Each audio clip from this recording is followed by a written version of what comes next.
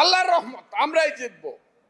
যারা বাক বাকুম করে কথা বলেন ওরা সত্য শোনো, তাদের নেতারা ওই কথা বলতো, পরে দেখা যাচ্ছে ভোট পাইছে 6%। আমি চ্যালেঞ্জ করলাম, যারা বড় বড় কথা বলেন ইসলামের নাম নিয়ে, ধর্মের নাম নিয়ে যারা মানুষকে বিভ্রান্ত করেছেন 70 সনে 71 সনে, এখনো যারা করতে চান, তারা বাংলাদেশে যদি 10%-এর বেশি ভোট পান, ভোটের পরে ফজলুর রহমানের সাথে দেখা করিয়া। বড় বড় কথা বলেন, 20টা সিট একা একা পায়ে দেখেন তো দেখি। 3বার একা ইলেকশন করছেন, একবার একটা, একবার 3টা। এই তো শক্তি। হ্যাঁ, বিএনপির নামে দুর্নাম করাতে পারবেন। বিএনপি খুব লুটপাট করতেছে, বিএনপি এই দেশ শেষ করতেছে চাঁদাবাজি করিয়া। বিএনপির কর্মীরা খুব খারাপ বলে বলে সারা দিন ইউটিউবে মানুষকে বিভ্রান্ত করতেছেন। আমি অস্বীকার করি না, বিএনপির কর্মীরা 15 বছর না খায়া ছিল, অনেক অত্যাচার অবিচার সহ্য করেছে। মা মরেছে, বাপ মরেছে, জেলে থাকার কারণে বাপের জানাজা পড়তে পারে নাই, যার জানাজা পড়তে এসেছে ডান্ডা বেরিয়ে পড়ে। সেই বিএনপির একটা কর্মী যখন পেটে ভাত থাকে না, যদি 10টা টাকা রোজগার করতে চায়, তার যদি দুর্নাম হয়, যারা ব্যাংক দখল করে তাদের দুর্নাম হবে না?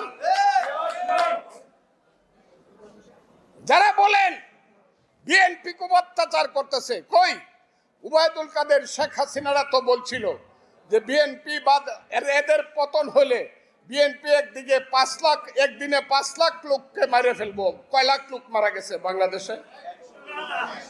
বিএনপি যে ধৈর্য ধরছে, বিএনপি নেতা তারেক রহমান যে ম্যাচুরিটির পরিচয় দিছে, দেশকে যেভাবে রক্ষা করছে, এর মধ্যে যারা বিএনপিকে সমালোচনা করে তাদেরকে হুঁশিয়ার করে আমি বলতে চাই, চক্রান্ত করে ক্ষমতায় থাকতে পারবেন না। বেশি দিন ক্ষমতাকে দীর্ঘায়িত করেন না। যেসব ছেলেরা বলো বাবারা আমি এখনো তোমাদেরকে সন্তানের মতোই মনে করি, তোমাদের বয়স 22 বছর, 23 বছর, 24 বছর, 25 বছর। এখন বাংলাদেশের সব দলের চেয়ে বড় দলের নাম হলো সমন্বয়ক এক দল। হ্যাঁ, সমন্বয়ক। আমি কিশোরগঞ্জে গেছিলাম, যদি 4-5টা ছেলে হাতে ডায়েরি নিয়ে হাঁটে, দিলাম বাবা তোমরা কারা, আমারে সালাম দিছে, কয় স্যার আমরা হইলাম আমরা সমরনায়ক। একটা ছেলে বলে তুমি সমরনায়ক? বোকা হয়ে গেছে, কয় না স্যার আমার ভুলে গেছে, আমরা হইলাম সমন্বয়ক। আমি কেন আসছিলাম? ডিসি সাহেবের সঙ্গে মিটিং করতে আসছি। কোন ক্লাসে পড়ো? কলেজে ফার্স্ট ইয়ারে পড়ি, গুরুদয়াল কলেজে। এইভাবে 3টা জেনারেশন নষ্ট হয়ে যাচ্ছে বাংলাদেশের। আমরা আগে মেট্রিক পরীক্ষায় লিখতাম এই মিন লাইফে ডাক্তার হতে চাই, ইঞ্জিনিয়ার হতে চাই, সমাজকর্মী হতে চাই। এখন ছেলেরা লিখবে সমন্বয়ক হইতে চাই, কারণ সমন্বয়ক হইলে পরে ফার্স্ট ইয়ারে পড়েই ডিসি সাহেবের সাথে মিটিং করিয়া প্রজেক্ট করা যায়। এই দেশ চাই না। আমাদের ছেলেপেলেরা স্কুল কলেজ বিশ্ববিদ্যালয়ে যাও, লেখাপড়া করো।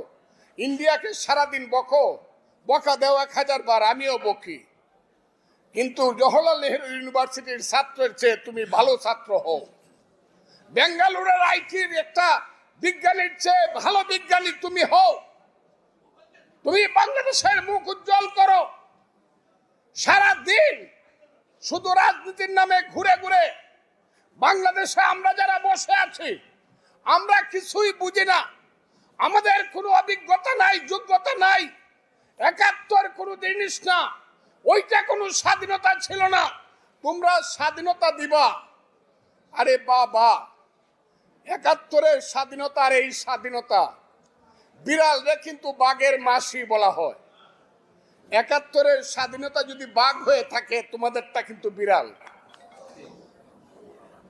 71-এর স্বাধীনতার সঙ্গে, 71-এর মুক্তিযুদ্ধের সঙ্গে, 71-এর ত্যাগ তিতিক্ষার সঙ্গে, 71-এর জীবন ব্যবস্থার সঙ্গে যুদ্ধ করতে গিয়েছি।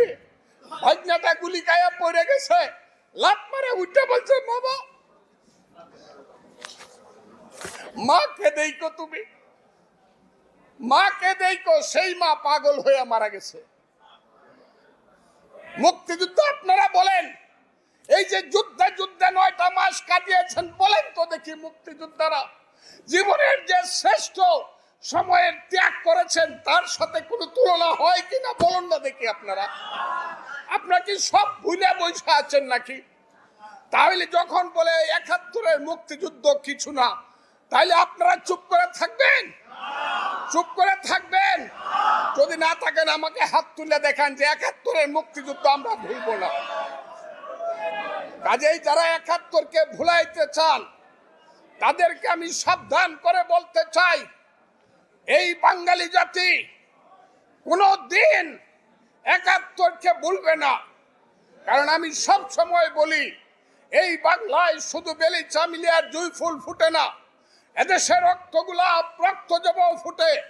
এদেশের জঙ্গলে শুধু কোকিল ডাকে না, এদেশের জঙ্গলে রয়্যাল বেঙ্গল টাইগারও ডাকে। এদেশে শুধু বসন্তকাল আসে না, চৈত্রের শেষে বৈশাখের প্রারম্ভে ধুলির ধ্বজা উড়ে গ্রীষ্মকালও আসে। এদেশে শুধু গ্রীষ্মকাল আসে না, উত্তাল নাগিনীর মতো ফোনা তুলতে তুলতে বর্ষাকালও আসে। এদেশে শুধু মীর জাফর, জগৎ শেখ, ইয়ার লতিফ, রাজদুল্লভ, রাজবল্লভ, আরাল বদর রাজাকার জন্মগ্রহণ করে না, যুগে যুগে জন্মগ্রহণ করে সিরাজ, মীর মদন, মোহনলাল, সূর্য সেন, ক্ষুদিরাম, শহীদ জিয়াউর রহমান আর মুক্তিযোদ্ধাদের মতো বীর সন্তান। এই দেশকে কেউ ধ্বংস করতে পারবে না। এই দেশ স্বাধীনতার পথে থাকবে, মুক্তিযুদ্ধের পথে থাকবে।